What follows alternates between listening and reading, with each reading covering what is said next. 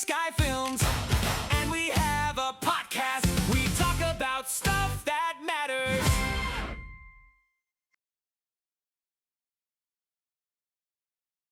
Welcome to the Gray Sky Films podcast, where we break down what actually goes into making strong, effective video content. There's a lot of conversation right now about new production technology, and a lot of it's framed like these tools are going to completely replace the way things have been done. But that's not always how it works. Technology doesn't replace process. It enhances it. Sometimes it complicates it. It really depends on how it's used. So today, we're talking about how those tools are how they're actually used, what they really do, where they make an impact, where they're misunderstood, how they fit into the big picture of production. Because at the end of the day, it's not about having the newest, most up-to-date tools. It's about knowing when and how to use them. And what better person to talk about this with than Mario? Mario, welcome. Hello. Mario is a producer, director here at Gray Sky. We often have many conversations about gear and technology. And to Dana's point, just because you have it doesn't mean you should use it for everything, right? You don't want a gym. Just because it exists. Right. And I know LED walls, which have been around for a while now, and we've been using them for a while. But you're seeing them more and more. You're seeing them more and more in studios. And also the two letters of AI are very much, incorporated in what we Scary do. stuff. Put Right. AI on the let's put AI on the shelf. I mean, We'll come back you to got that. some game-changing technologies, and they are, but we're just going to talk about how we use them, how we see them best to be, used in our productions.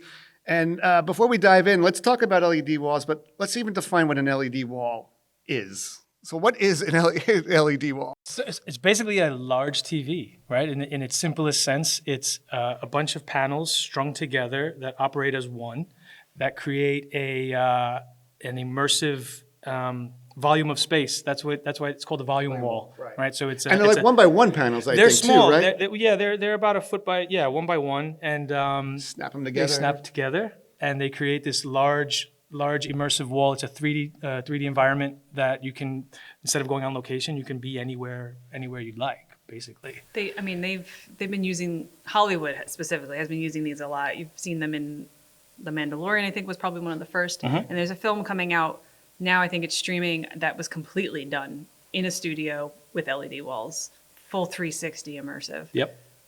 No outdoor spaces. Anything that looks like it's outside was actually done in a studio on an LED wall. Yep.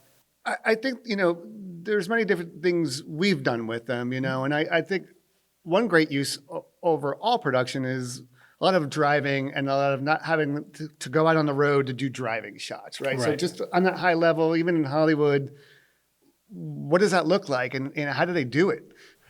So the LED walls come in a lot of different flavors, right? So you'll have maybe a 60-foot wide wall, 20 feet high, and you can project whatever you like. For driving stuff specifically, there could be a ceiling with the LED wall, right? Overhead LED wall to mimic the movement. You see the reflections of the street, right?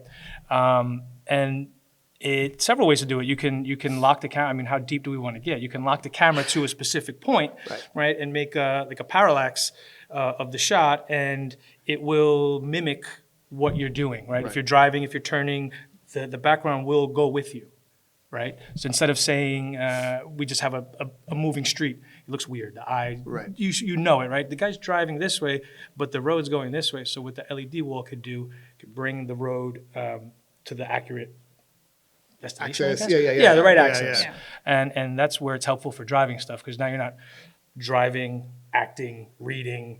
You're going to crash. What did that look like before LED walls? How did Hollywood or even productions like us get some of these driving shots? You throw a car on a trailer, right? You throw the car on a flatbed or some sort of trailer, camera it up, and then the trailer drives. Get all these lights on it. Everything. It was a very large setup. Or like you said, the actor drives. Or the actor could drive, and Again, rigging a... I think that was after. Originally, I believe it was set up on some sort of flatbed or a truck that would pull the vehicle, right? So you had all your cameras and lights, everything set up exactly how you want. The car doesn't go anywhere.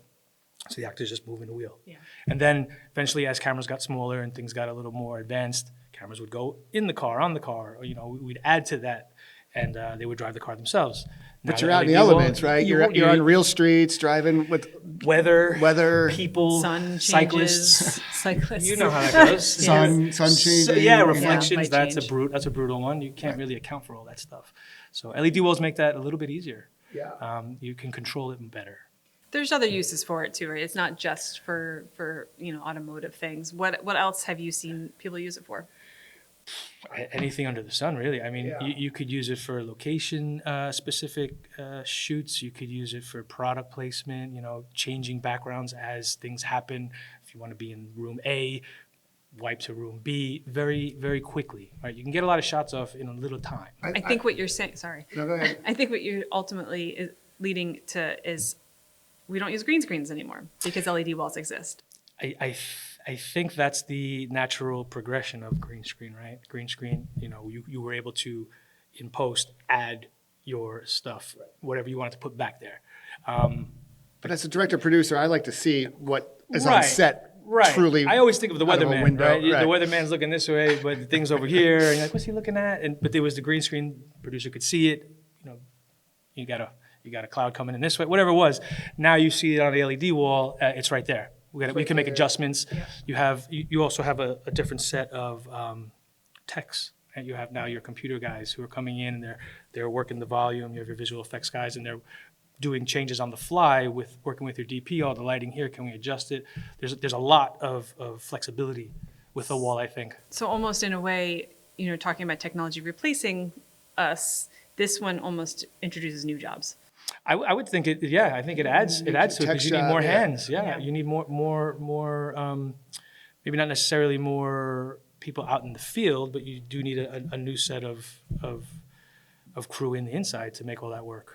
I've seen some good uses of it too, where I think some of it also for set, like say you had the mountains in the background and you still build practical things in front of it, right? So I think there's a blend of, it could be in a forest and I've seen, the ground is laid on the actual studio. You bring in that practicals practical for branches and all of a production sudden it design. melds into the background and Yeah. now you're in the jungle, but you're not, you're on a soundstage and an LED But you're wall. giving talent Yes. something to interact with, whether it's a chair that they're sitting in and like the Props. Yeah. prop. Yeah, I'm props sure and- it's super helpful for the actor, but I think it also is the best way to utilize a LED wall. I wouldn't use it as its own. That's the LED wall. We are married to that. It's almost the LED is secondary to the practicals. It tricks the viewer. Trick is a nasty word. It lets the viewer visualize it correctly, how we see things. You add practicals in the front. Oh, that looks real, and then the background is just it's back there. Your brain processes it. Oh, but look, there's the forest, or like you said, there's a mailbox. I like to use it like that better. creating depth. Correct. And I like it as a producer director because you're seeing it all right there, right? You're saving some time in post in this sense. You're maybe adding a little bit more time in production, but you're saving time in post.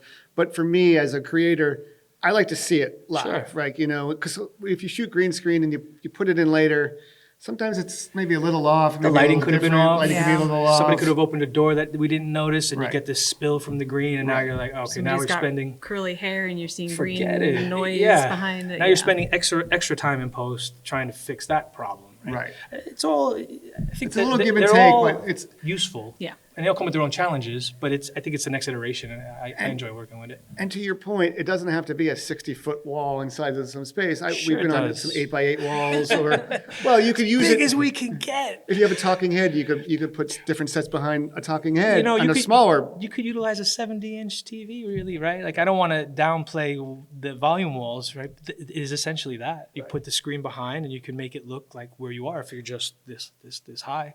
And So and there's different uses. Like I know sometimes you're trying to say we're really in this location, but we've used it a lot too for art backgrounds or just being able to not shoot on a flat wall or a white wall. You have now this. Now you could put different what we call art backgrounds Yep. behind somebody and create just visual interest of Texture. a talking head, Yeah. textures.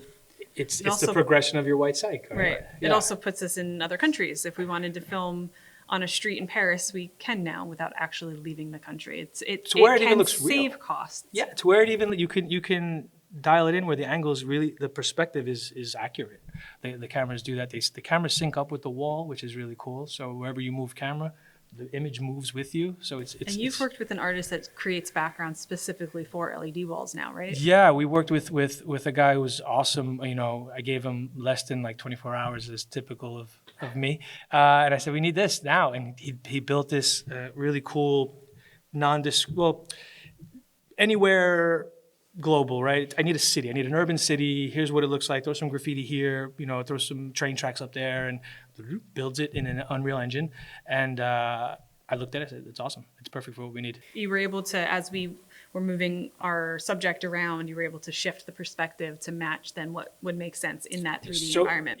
So because of the time restraints, we created a 180 environment, right? So we were able to shift the background a little bit to get us the perfect look for what we were doing, right? If the person was in the car, you could see through the car this way. We didn't have to move the vehicle, which was nice. And then if the person we were shooting through the windshield, we move it back a little more to make that look different perspective. It's super That's cool. a great point, because how long does it actually take to move a vehicle inside a studio? It's a pain in the butt. So you know, depending on space-wise too, vehicles are even larger than you realize when you're trying to move them in a studio. Right. So you know, just getting into that first position is a challenge in itself. Picturing Austin Powers making a K-turn. It's exactly what it is, right? You're making like a W turn. You're really just trying to make little movements so you don't. Because what happens, right? You set up all the lights first, and then you want to move the car. Yeah. You thought it was right, and then you now we have to move the car, so everything has to move. So you got to be careful with the movements. There are things that make that easier. Go jacks, we can rotate the car, but you know, it's easier to move the screen to where you want it than the car. Which sounds so counterproductive because the screens are massive. Yeah, It could be massive, yeah. Yeah, they could be massive, but you're But moving you're just the moving image, the right? image. So you're on a Yeah. computer and you have your video tech just moving the background for you to where it needs to be, up, Right. down, left, right, every angle. It's pretty cool. And I think all things being relative here, like they're cost effective. Now, granted, you're on a 60-foot LED wall. Yeah, Upfront costs there's going to be a cost to having all that. But you think about the time it can save you on production days, you know, driving around for 3 days or Sure. getting it all in one day inside of a studio, you know, Even company moves if you're, big company moves yeah. and, you know, dealing with it. And again, not everything has to be 60-foot walls. You could be 8 by 8, 10 by 10, you or know. what you said, like just a TV screen, Just a screen. like a 75 You inch could or be same something. place for the week and get a month's worth of, maybe that's a lot, but you can get Well, we were quite in a the bit studio of for content.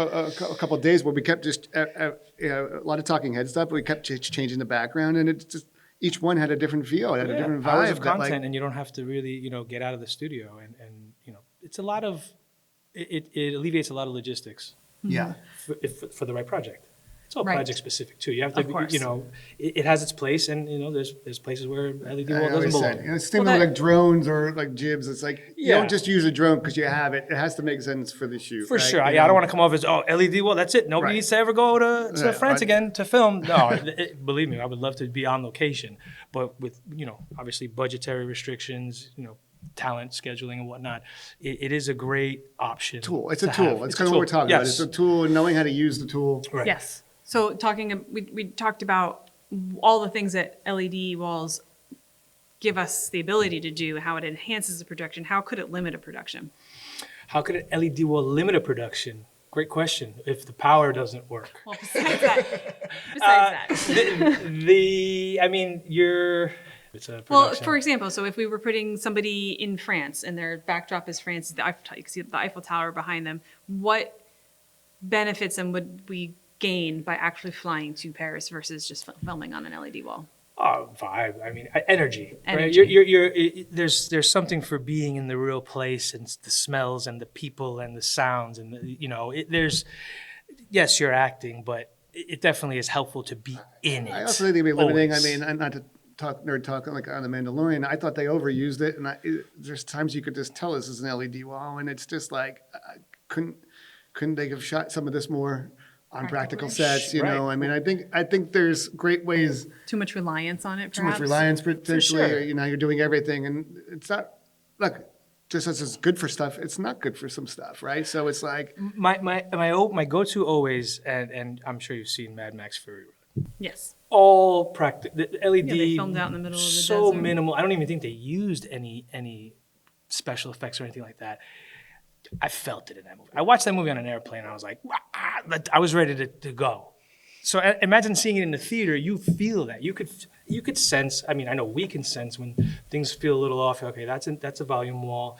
That's green screen, blue Definitely screen, tell gray when screen. things are green screen. You for can sure, tell, yeah. right? Aside from just the technical hiccups sometimes that you catch, something fast moving, like, oh, I saw that. People wouldn't typically see it. It gets by 80% of the people, but you could feel the realness of a location. Nothing's going to beat it. Yeah. And if you're going to be on an LED wall trying to shoot everything, you got to make sure you have all the right angles shots that you're putting on the screen. Well, so- you know, yeah, so there's right, to you your know, point, there's a somebody's good- got to get those or build those. That's right? where an LED can run into a problem if you don't compensate for the added space to the right of your shot, right? You're looking like, okay, I think I'm going to shoot this angle, and all of a sudden now you see the broom closet next to the pyramids, right? So you're like, that doesn't make sense over there. So that's where it could be challenging. You have to, you're unless you have just this 360 LED wall, which would be awesome. We should look into that. What do we call for that? Yeah, I'll do some research. So moving on from LED walls a bit, and talking about AI, and we don't AI, say AI, it. Hate AI, that so word. these letters, but 2-letter word. listen, I mean, there are some great practical uses for AI and what we do, and I to me, it's a lot of pre-production, post-production kind of stuff. I also you think know. there's a bit of a misnomer. AI is becoming a trendy word, Yeah. and everything now is being dubbed as AI. But some things, specifically in post production, in some of the Adobe tools in Premiere, everything now is being called, oh, that would just have AI do it in Premiere, have AI do it in Premiere. But those are not necessarily artificial intelligence things happening. Some of it's just tech. It's truffle oil, man. It's truffle. You're putting truffle on everything Yeah. to make it taste delicious. Well, it's what it that's- is. It's not the it's accurate not way that, to use the right. truffle. We have another episode talking about fixing it in post. You don't always want to be doing that, and there are tools that help to create certain things and sometimes to fix something, but you don't want to rely on that. We hear that a lot. Well, we'll just fix it. AI can fix this later. AI, blah, blah, blah, blah. Well, even for production, what's the AI solution to this? How do you use AI wholly to create all the things that we do in person? And right now, 2026, I don't think it's fully there yet. I think there are a lot of obstacles to overcome before video gets to the point where it can be fully AI driven. Photography is a little closer I think to AI, it. let's but talk about post. I think Yeah. in AI, I think it could help, maybe organize some footage or, sync some audio or generate, certain, or when it comes to, there are AI programs that help clean up a little bit of audio if you have a little hiss going on or this or that. I mean, editors, you still need a human there making edit decisions, right? Especially if you have interviews or performance, we need to figure out the story. So if you have a lot of interviews, how am I going to cut this down to 2 minutes and tell the best story to the client brief and understanding all this stuff as well? And it may say that, a paper cut being like you see all the words and this makes sense here, but the performance may be off, right? So you need human interaction with deciding on performance, deciding on what that story ultimately is, and calling the shots on that stuff. Hey, AI can auto resize something. It could help put something into a 1x1, frame.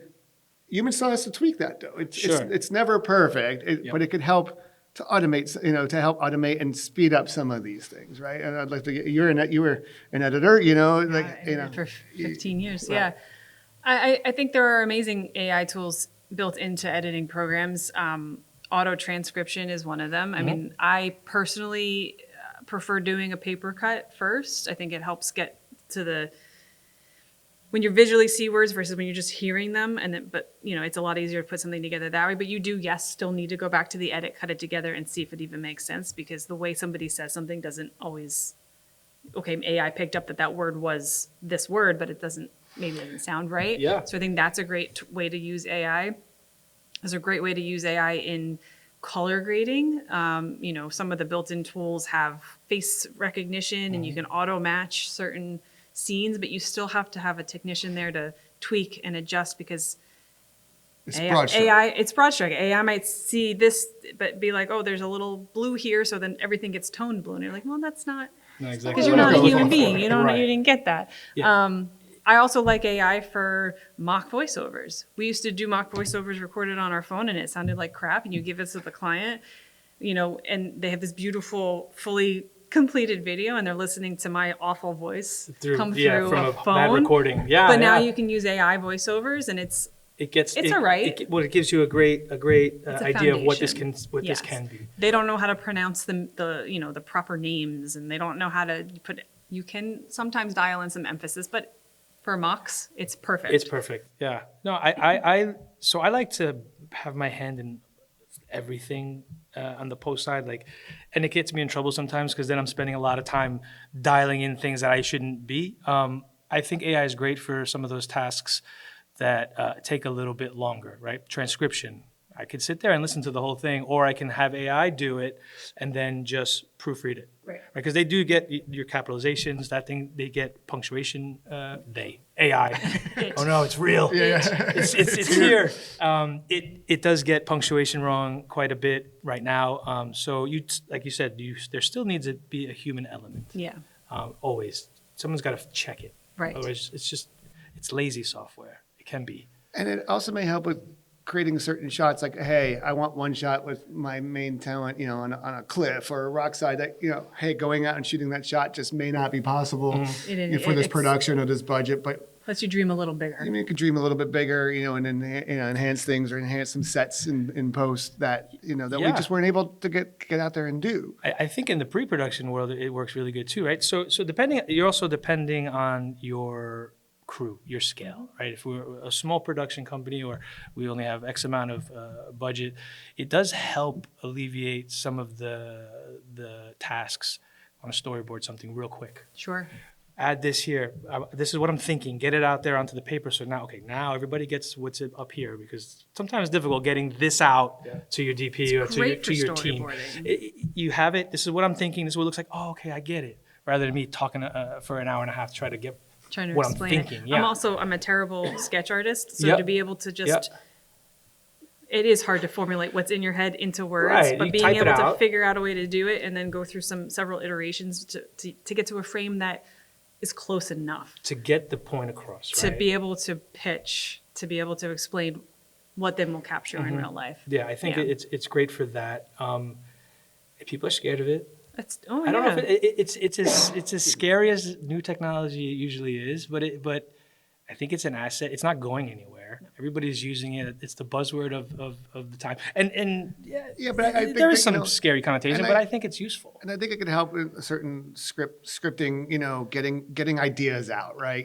But Not coming up with ideas, but helping to helping to formulate, helping to get a formulate. first version of something. Look, you still want it to be in your own voice, I know I could tell when it's fully AI script. I'm sure a lot of people can, but these companies have their own brands. They have their own voice. They have their own messaging.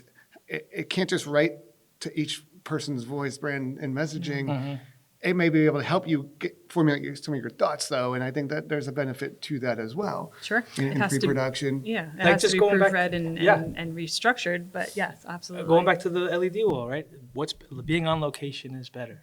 Having a real person speak is better. Having a real scriptwriter is better. But this is helpful. Tools It's to a help. tool. Right. It helps with I- budgeting too. I think Sure. uncertain tool with certain, again, not with creating scenes out of nothing, but it does help speed up a lot of the pre-production and post-production processes, which does help ultimately with budget. I mean, we did have, I think the thing when it comes to production and from the thought process where it is right now, we had quoted out a live action shoot, through the years of different things. And then the client says, what's the AI version of this? And I'm like, it's not that easy. You don't just type it in once and voila, you magically get that shot. And there's some great videos out there explaining the complexities of that. Mario's wearing this, changed his hat to blue, then it changes 5 other things in the shot. Right. And it also costs money every time you prompt on a higher level to generate these shots. Yeah, most programs that generate AI video require credits, Mm-hmm. like a subscription and credits. And one prompt generation could cost 10, 20, 50 credits depending on the program. What does that mean? Like, make that turn into money. How much is a credit? $50. So what are we talking? depends, Right. So that's so it's it that starts credit adding model up. stinks. So I tell me like how much looking it at is. it from maybe I can get one shot out of this or enhance something. Not Yeah. I'm going to create my entire shooting, Right. of AI video. And it still, to me, it looks a little wonky. You could tell it's not human. And when you're talking about companies having their own brand, having their own people, you know, when people matter, when brand matters, I don't think it's the tool. Again, it's a tool. It could be good for a talking head thing or whatever, but each job you have to assess and see, is this tool going to help, hurt, enhance, or it's not needed for this one, right? Yeah, You know, I think it needs more education, right? It's I think it's on the I don't want to say I'm the foremost authority. I understand it, Right. And I think it takes somebody who understands it to explain it to the person who's asking. Oh, what does the AI version cost? It needs to be explained like that, right? You Right. can't just plug it in, right? It doesn't work that way. I think a lot of AI people think it works. That Yeah, way. because it's Well, just 'cause it's they what see it everybody everywhere. hears, They right? You scroll see it and all they over s- the place. they AI, s- AI. Yeah. But then you can show them some of these things, and it's like, look at the inflection, look at the face, look at the lip movement. It's off. And not to say we're not going to get to a better place. I mean, I think we're pretty close to getting there. But again, it's not something to be scared of. It's something to educate, and it needs oversight too. I think also. Yeah. Well, I think That's it's the other thing. It's- reframing it. It's not something that's gonna. It's not something that needs to be scary. It's not something that needs to take over. It's something that will reframe it as it's a tool. It's a tool, right? It's a pivot, right? We just like anything else, right? Film to digital, Right. digital to me beaming it to the computer, whatever it's going to be. It's we got to pivot to the new technology and embrace it as much as we can, and educate. I think. Yeah. But it does also need some oversight, right? Because creating songs with artists' vocals is kind of crazy too. So there needs to be a level of that. I think. I think some it's all going to come intervention. down the pike, you know. Well, Okay, good. That's a whole other conversation. yeah. We'll bring it back for another Copyrights and episode. stuff. Yeah. I want to talk about religion and politics on the next one. Please, let's do that. No, and I think that's, you know, we're just trying to talk about how these tools, you know, enhance or, you know, how we use them, you know, in today's production, you know, and How we get to the finish line faster using the tools that we have.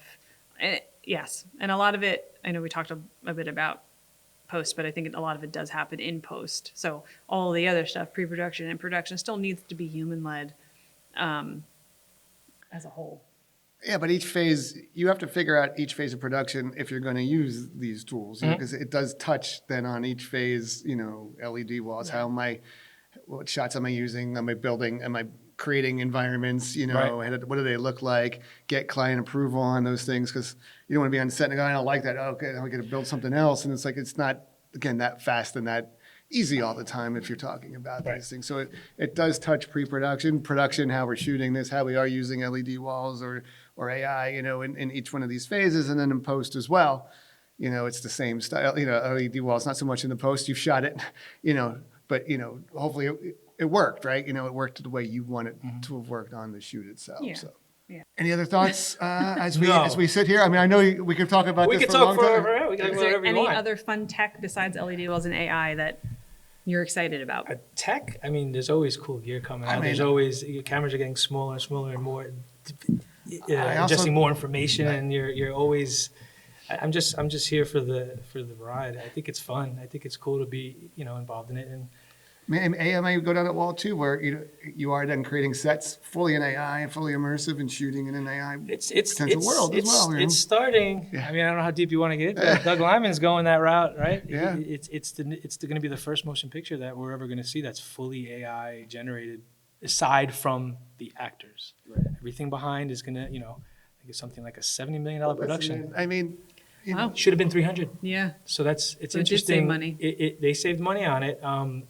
We'll see how it goes and it always starts there, right? And then it trickles down. and it's been Should be different levels of animation, different levels of visual. You It's know, all we've yeah. seen this before coming through. You know, I mean, we deal with clients that, well, can I just do an animation? Can I mix animation with live action? You know, or visual effects. You know, we've dealt with certain Mm-hmm. levels of these of advancements in technology and coming from Hollywood. It's Hollywood is also what we do on a daily basis, corporate commercial work. You know, how we utilize then these tools within our productions. And yeah, to your point, it's not something to be feared. It's something to figure out and utilize as the tools that we're talking. Where it makes sense. Yeah, I to, think keeping your ear to it and being aware of it and kind of dabbling in it is always a good idea.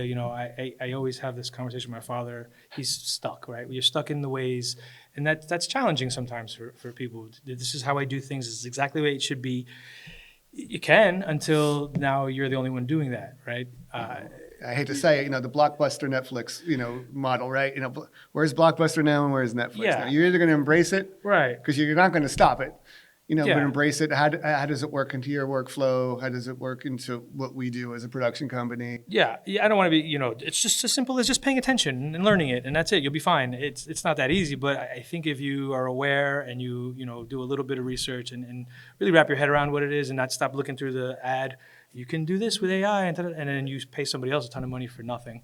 It just be aware. Just be aware. Utilize it where you see fit. Like if it works on certain things. Like I use a lot of AI for my personal stuff, right? Deal with how do I do my taxes? How do I how do I address this situation at the house? How do I change this thing over there, right? So it's helpful in those instances because it's just pulling information for you that maybe I didn't really know where to get it. Right. But also, So- let's make another point. It's not always right. It's not It is always not right. always No, right. some of them just want to cater to you, and like I feel like the king. Right? Oh, hey, this guy, it's telling me everything I want to hear. This is the best moral support ever.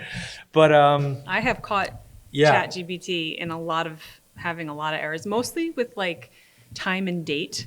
I was going through something with taxes and stuff, and it was like, oh yeah, for 2025, blah blah blah blah. I'm like, no, it's 2026.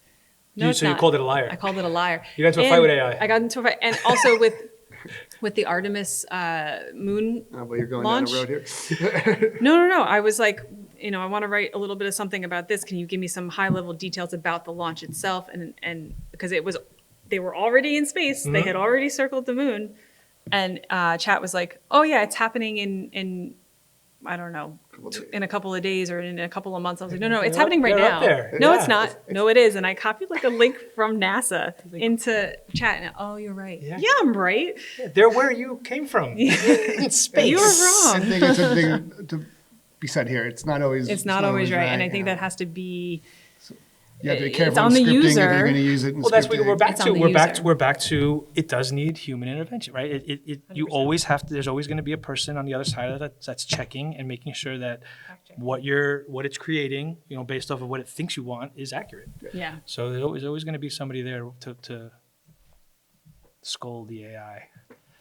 Well, thank you so much. It was great chatting this out with you. I know we could talk probably a long time on these topics, but I think it's a good insight into how some new technologies. Again, not that LED wall is necessarily Newer. new, but Evolution. how it's evolving into what we do on a Sure. daily basis, and it'll keep evolving, and we'll. Things become more accessible, Right, right? Things are accessible, becoming more so- accessible to production companies, and utilize it and make it work for you. Well, thanks again. of And on that course. note, Yeah, it was fun. let's call cut, and that's a wrap. Thank you, Mario. Thank you.